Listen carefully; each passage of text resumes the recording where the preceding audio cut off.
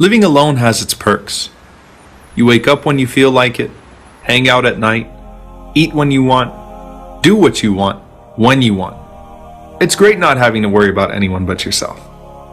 But I feel like I want to give back to my community now. So I decided to volunteer at the Masjid Weekend School and teach some kids how to read Arabic and Quran.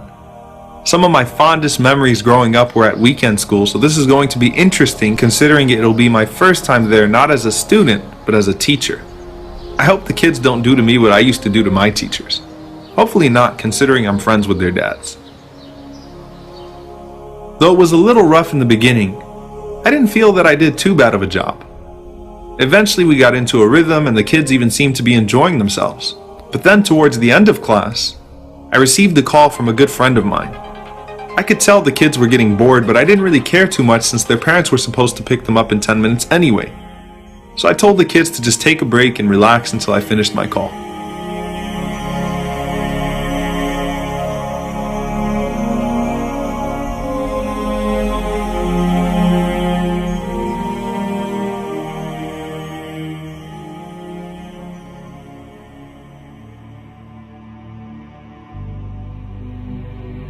The call took longer than expected, and when I came back, I was surprised to see only one child there.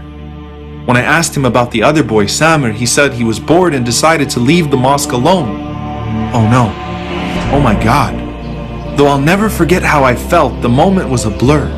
I didn't know where Samir went or what to do or how to find him. My heart was racing and all sorts of terrible thoughts were going through my mind.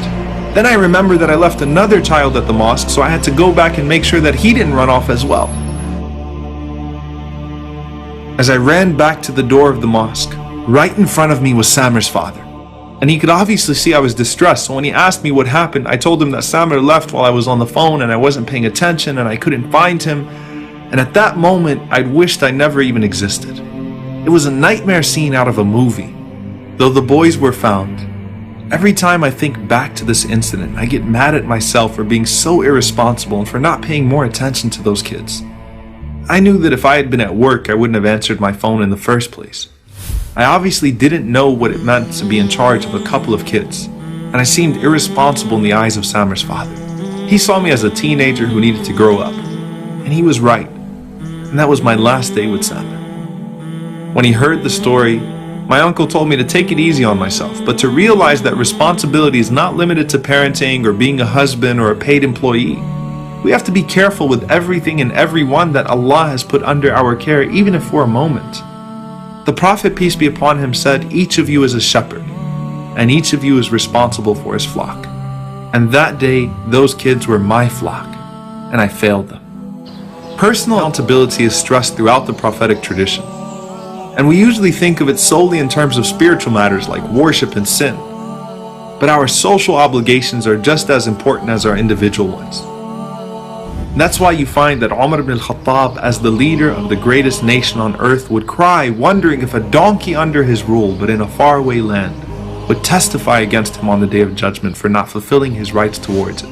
The Prophet, peace be upon him, stressed the importance of avoiding heedlessness, whether you were walking on the road and came across something harmful, or hosting a guest, or walking past a neighbor, to pay attention to the rights of people around you, and in fact your entire environment.